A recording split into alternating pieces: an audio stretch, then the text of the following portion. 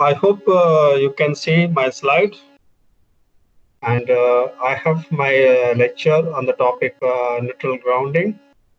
That is the chapter, and this lecture is for students of second year BTech program in electrical engineering. Here we have the learning objectives of the chapter. With this, it is to understand how the grounding is important in the power system. That is our objective for learning. And second one is to know or to understand what are the different methods that we apply in the grounding, whether it is for mainly for we will discuss the grounding of equipments, but we will have also brief discussion on the grounding of transmission towers. And that's what the topics which will be covered in my lecture. The first one is what is grounding or earthing, because sometimes we use the word grounding and some people use earthing. And then what is system grounding when we refer, and then what are the different methods of neutral grounding, because this is mainly applied for grounding the neutral of electrical equipments or the devices. This lecture is delivered by Dr. Nankishore Fakir at Amanite, Allahabad. So the first one, the first question should be what is grounding or earthing? Yeah. In fact, it is basically the connection of a metallic frame, or it could be the metallic structure of some structure, that is a body. That is, you can say, the metallic frame or the metallic body of a motor, which is being connected directly to the earth, that is the soil. Other way, it could be the connection between the neutral part of some electrical equipment. Let's say that we have the connection of neutral of transformer, three-phase transformer or three-phase generator winding. So the neutral of three-phase transformer, three-phase generator winding, they are being connected to earth, that is the soil. So it's mainly, you can see the connection of metallic frame or some part of electrical equipment to the earth, that is the soil. So we say the word grounding or earthing, but it's the same. The two words are the same, but again, it depends upon because in some country we say the word grounding, and somewhere it is mainly referred as earthing. But with this definition, let us understand what is system grounding. Because when we refer this definition, it is very simple definition saying the having a metallic connection from the body or a part of a electrical device, actually, or just one equipment. But when we refer the system grounding, it could be several of them. And thus we have the grounding of not just one metallic frame or not just one device, but the entire system. And in the context of the power system, when we say, so it will be the connection of some part of electrical section in the power system. So it could be the neutral point of a star connected generator or the transformer to earth. So here it is referred as, that means, let's say you have several generators, right? And then in the power plant, or several transformer in the substation. And then the neutral point of number of the generators and the transformers, they are being connected to the earth. Similarly, it could be also refer to the connection of ground wire, which we normally have on transmission tower. So you can have one number of ground wire or two numbers of ground wire, which we have on transmission tower. So these ground wires at the top of the transmission towers, they are earth. They are grounded through the metallic structure of the tower to the earth soil. So that is also a system grounding here. But next question should be why is grounding required? We will discuss more in detail later on importance of the grounding in the later slide. But at this stage, why grounding? What we understand that the condition of neutral, because this part, the condition of the neutral for the transformer winding or maybe for the generator, or it could be any part, in fact, it will greatly affect the performance of the power system. That means whether what type of grounding we have actually, and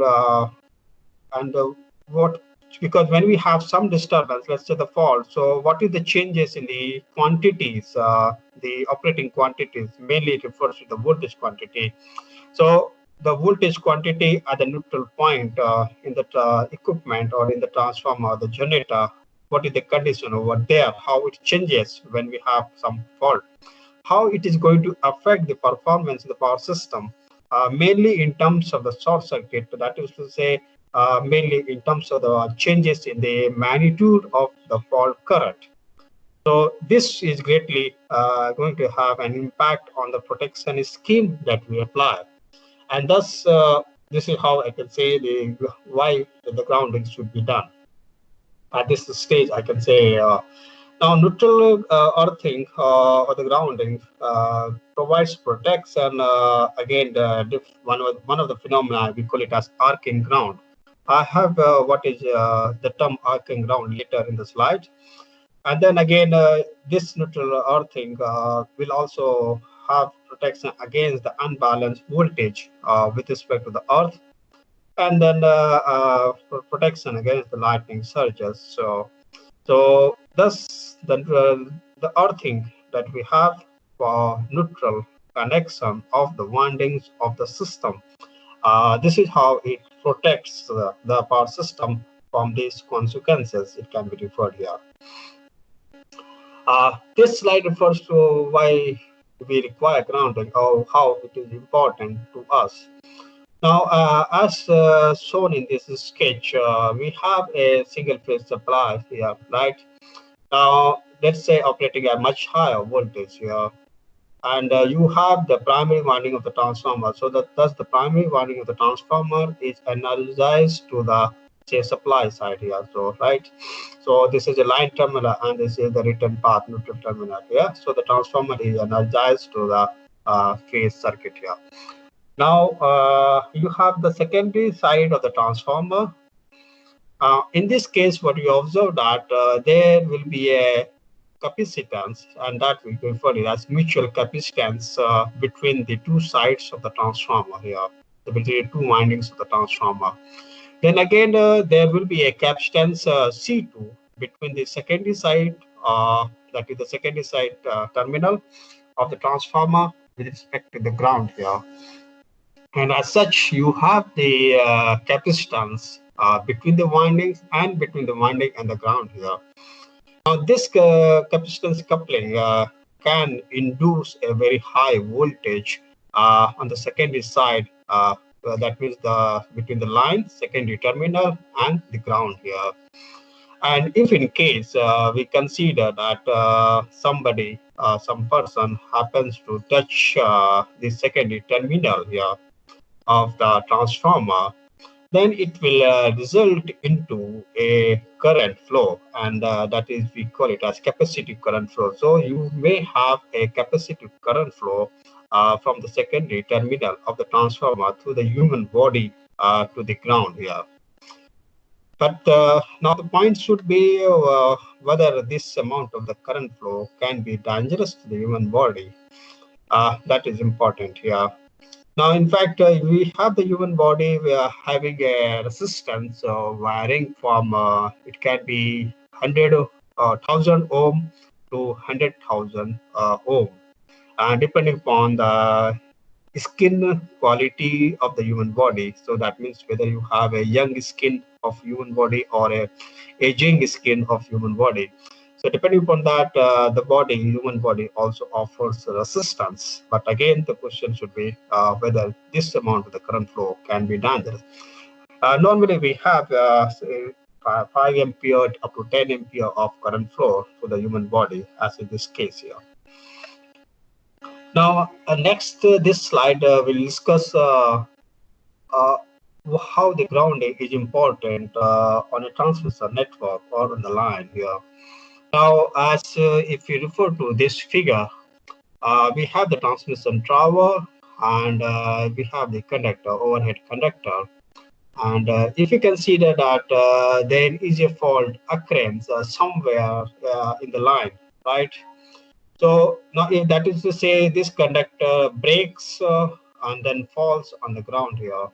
So it will result into line to ground fault. And as a result, the fault current would flow through the faulted phase through the conductor and then through the tower here. So this is the direction of the flow of fault current. Now, flow of this fault current would reach to the ground, and in fact, it is possible, depending upon the soil resistivity in the region, the fault current may have some leakage or some discharge on the surface of the ground here. Now, normally we have the connection of the 4 legs of the tower through the grounding wire or the grounding network. We have different methods of grounding the overhead line. I'll discuss it later on.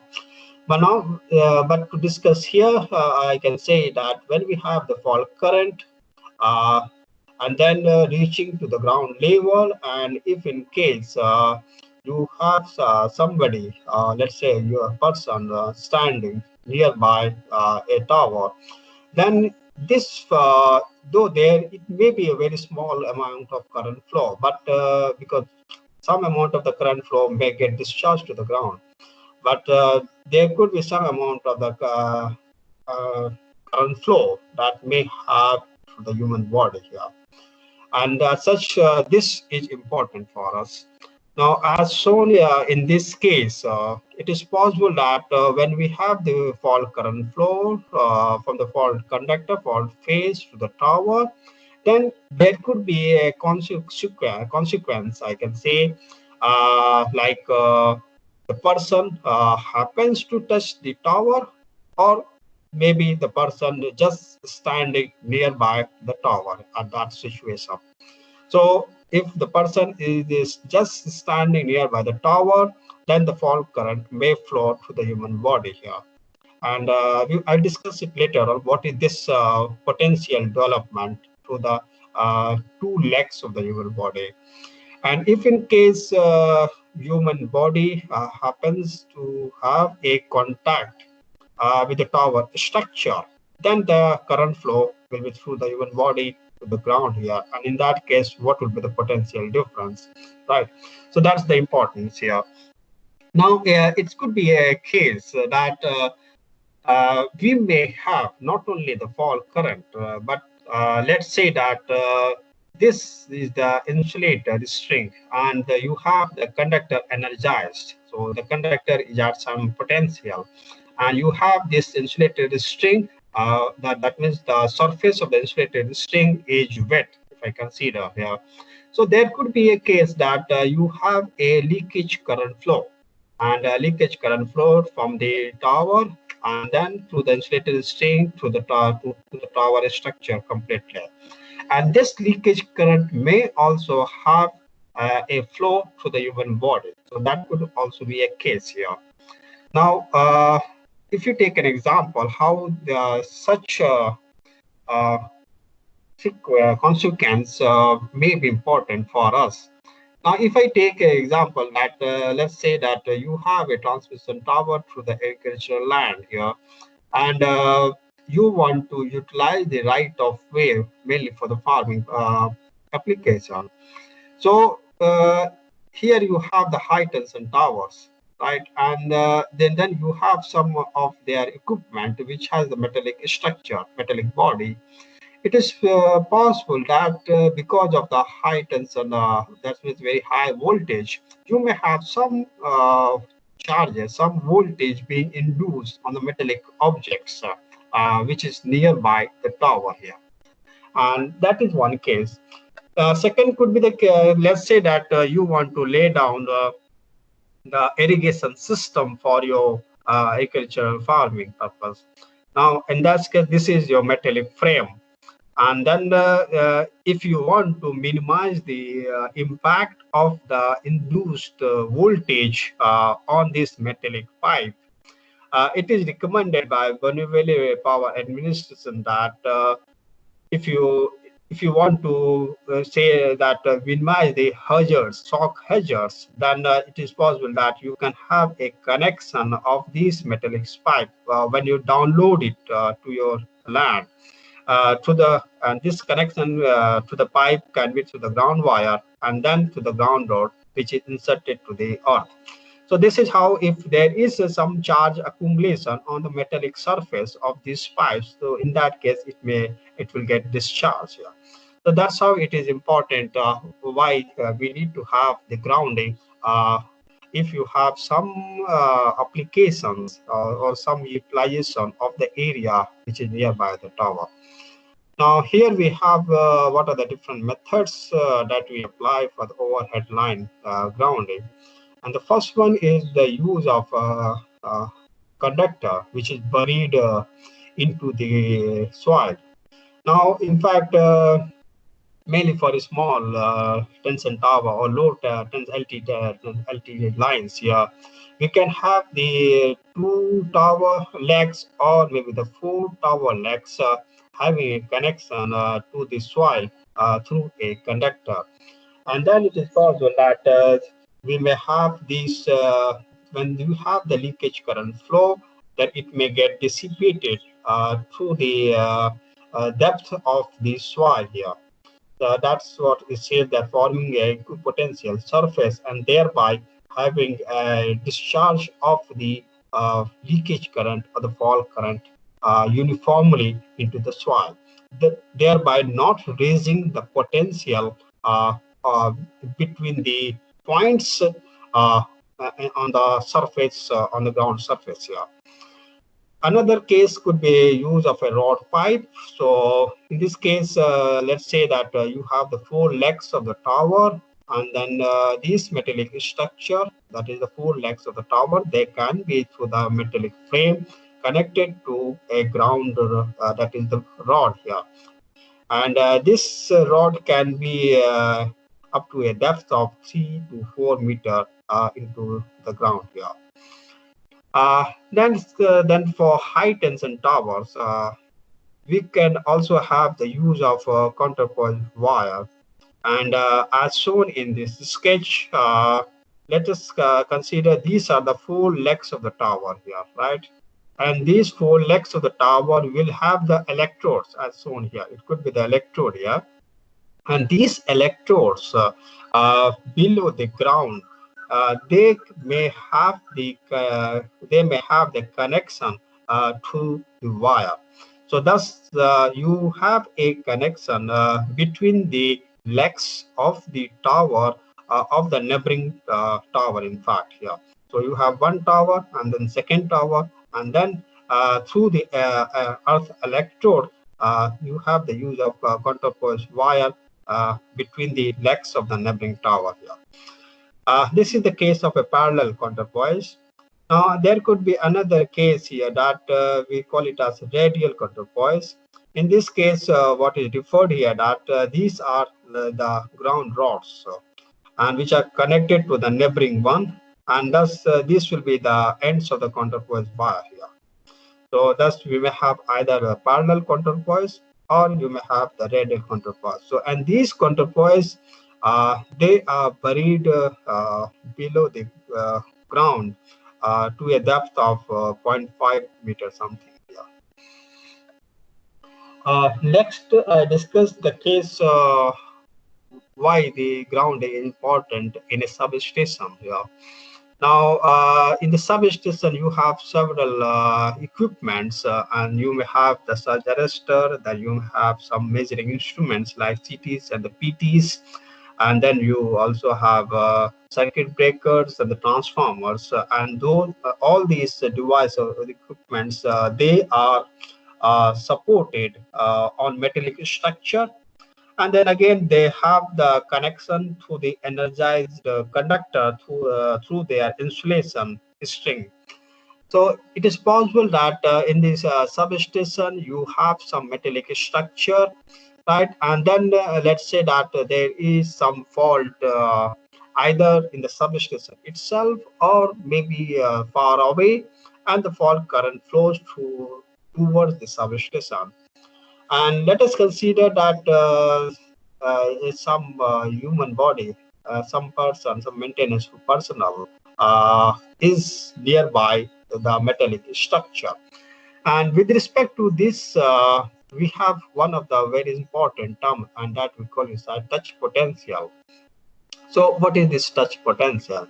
In fact, it is the voltage difference here between the grounded object. So because this is a metallic structure which will be grounded, right? But this structure is energized.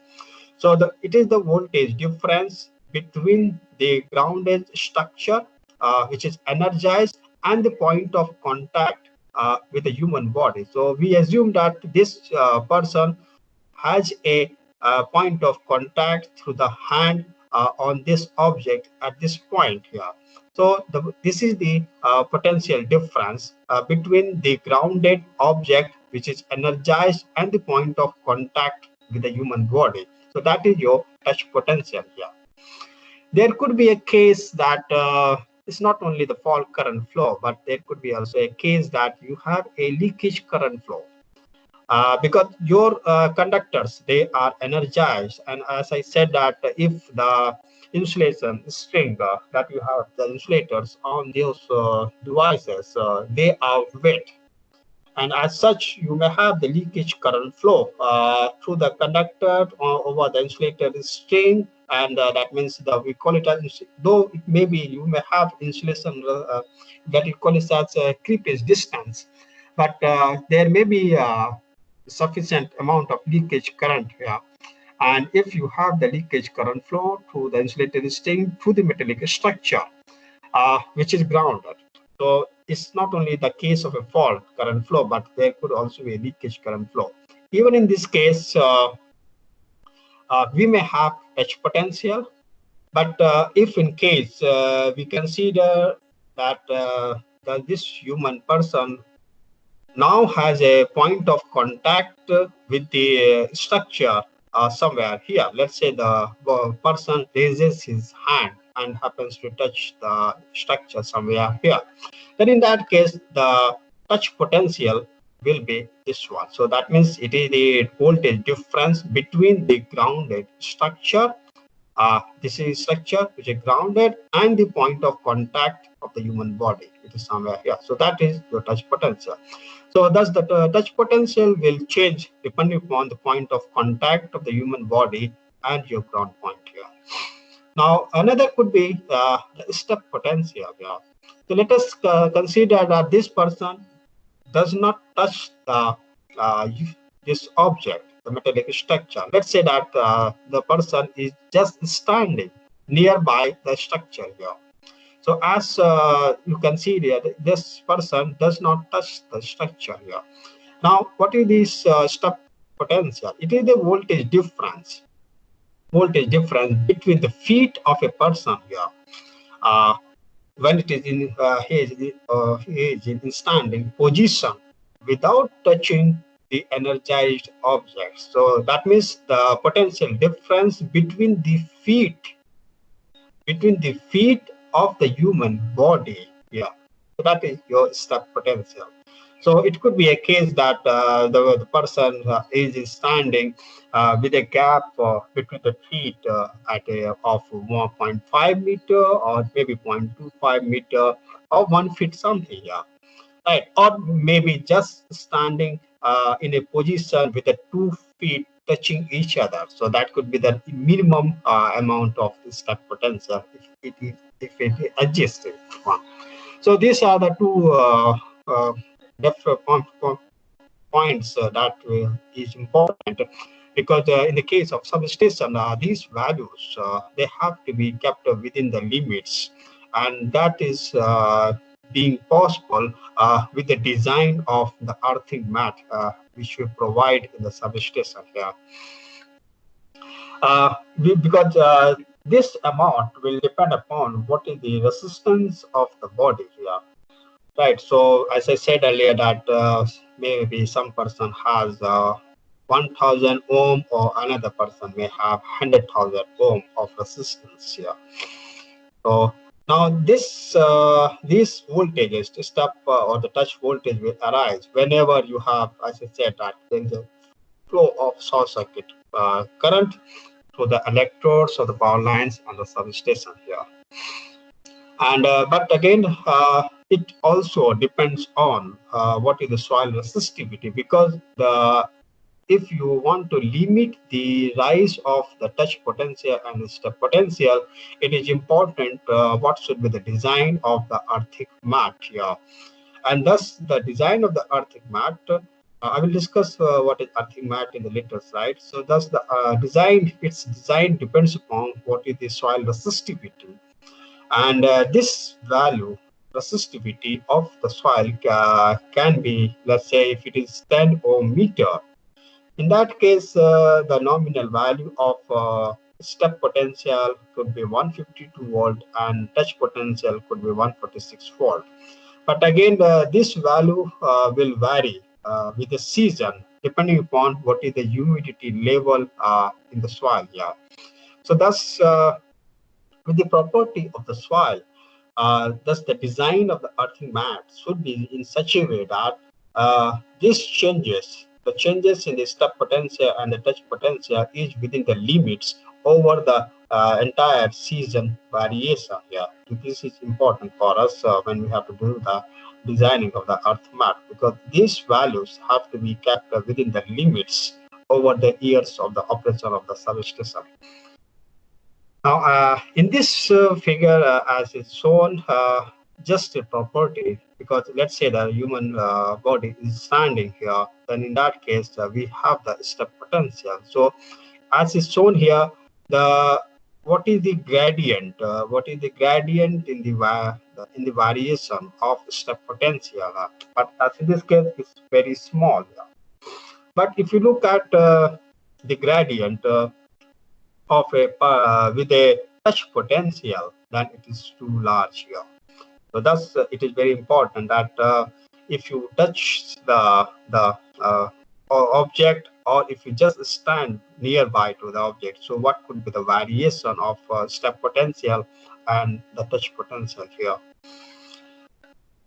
Here I discuss some more in detail what is the grounding mat. So as you can refer in this figure, we have the substation here, and then this substation is connected to the towers, right? So you have the conductors coming in transmission line, and then again you have over there you have the phase conductors here. Then just at the entrance, in fact, entrance into the substation, you have the surge arrestor. And then again, you have the bus bar having a connection to the measuring instruments, CTs and the PTs, and then again, arrestor just before the transformer connection. So you have several series of devices in the substation, and you can find here that each device is being earthed, it is being grounded to the mat, which is this grounding mat is buried in the substation at a depth of 0.5 meters something. So what could be the design of the grounding mat? That will depend upon what is the soil resistivity. So as shown over here, so thus it should be important that this is the complete grounding mat that has to be below the ground surface in the substation when we do the construction of the substation. So in the design, it is important that what should be the diameter of this conductor bar, and then again what should be the spacing between this conductor bar. Yeah. So that is important in the designing of the mat here. As shown over here, so thus this is the complete substation area, and then this grounding mat is buried below the ground level in the entire substation area. And in some cases, because this mat is buried at a level at a depth of 0.5 meter. And then again at several points, at several junctions of these conductor bar, we also have the use of electrodes here. So, and then again, these electrodes, they are further buried to a depth of 3 meter or 4 meter here. So, when we have the, let's say, the surge arrestor, because surge arrestor is meant to discharge the surge current, the surges that travels toward the substation, because we want to protect our transformer. So as the surges travels toward the substation, then it should get discharged to the ground here. And this will depend upon, because this surge current, when the arrestor discharges, it will be of very high magnitude, and this will result into a high potential development in the grounding mat. And thus, if you want to limit the development of the high potential and in the potential distribution in the entire substation area, then it is also important that these potential development and thus the discharge of the current to further down to the earth. And thus at several junction points, we also have the use of electrodes such that the discharge of the current takes place more uniformly into the earth here. Now, in this figure, as shown here, we have the transformer, and then we have the structure, metallic structure, as you can see here. That, and then this is the bushing of the transformer, and then the connection to the conductors here. And then here we have the support of the conductors to the metallic structure. And in this inset, as shown, these metallic structures, they are grounded, and in fact you can see that they are grounded through the metallic plate here on the both the sides. So that means each metallic structure will be grounded at least from the 2 points here, if not one. All right. So or more than that. So thus we have the grounding of the metallic structure at least for the 2 points to the mat here. This is how it is important as what we have the grounding in the case of substation. Now we have one more slide to discuss why we have the grounding. Now once we remember that there will be a rise in the voltage, and this rise in the voltage we call it as voltage. Now we have, as shown in this figure, we have the system voltage, and this which will be of 50 hertz here, right? So that will be, each cycle will be of 20 milliseconds.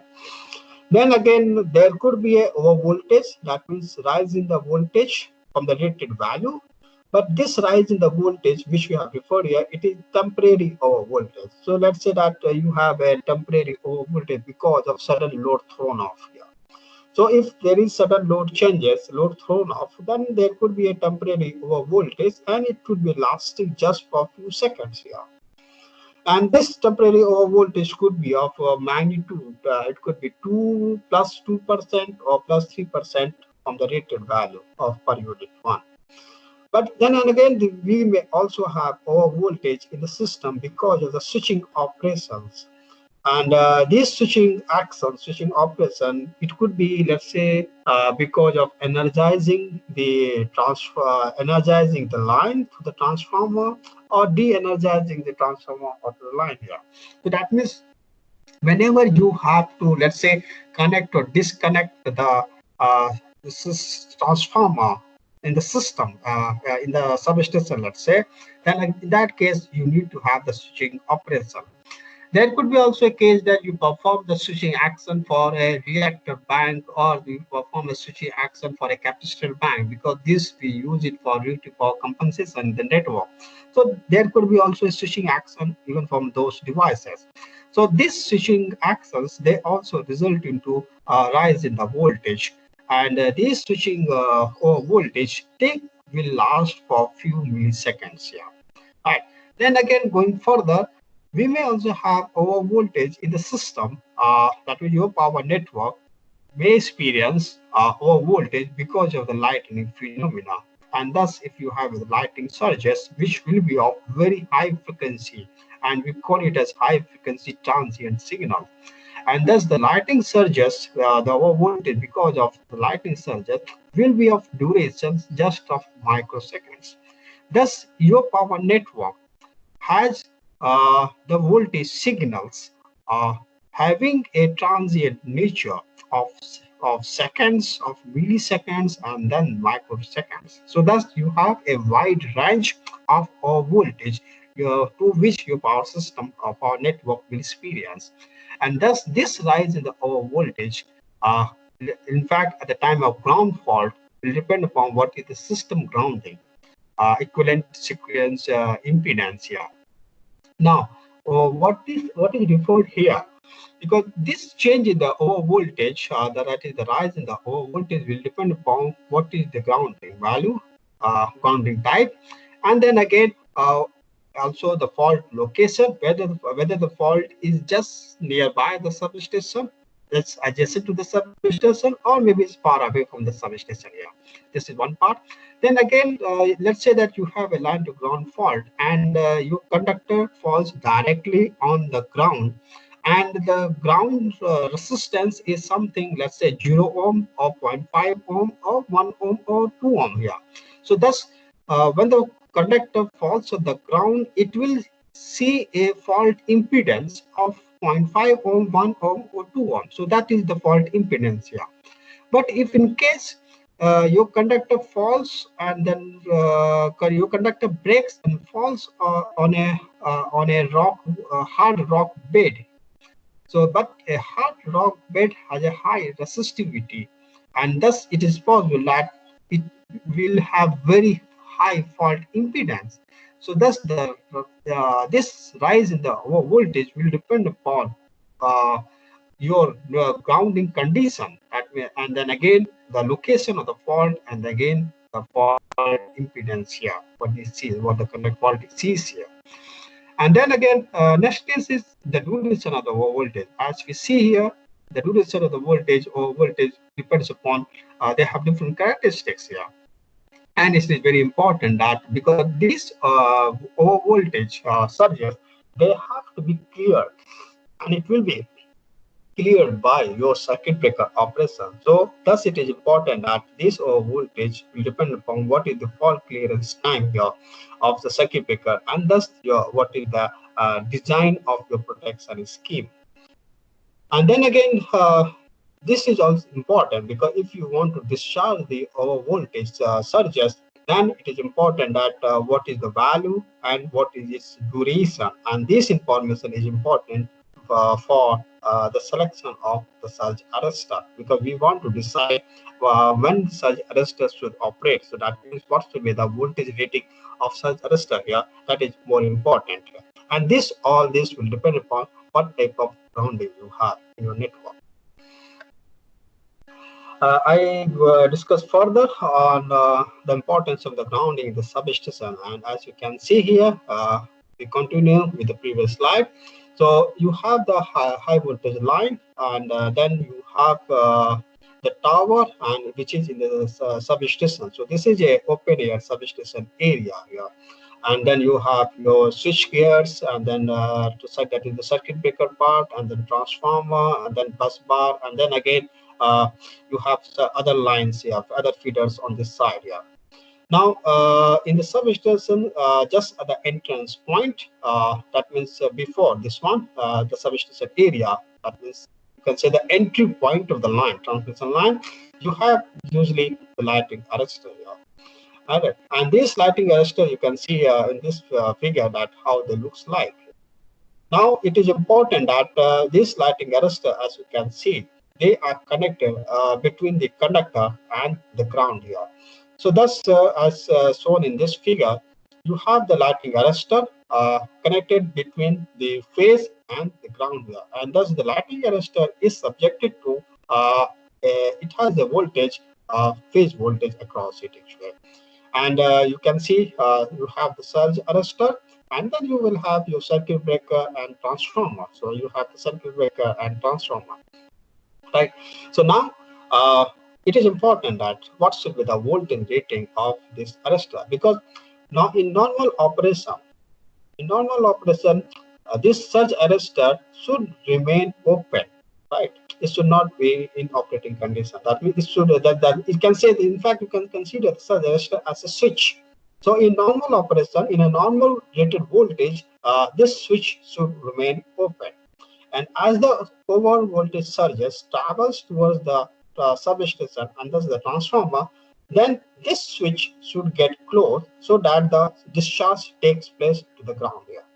And thus, when we have to decide the voltage rating, this is important here, because this voltage, if you say that the surge resistor should have the voltage rating equal to the line quantity, line voltage, but this is not required, because this surge arrestor is subjected to just the phase voltage here, and it is unnecessary if you want to have more insulation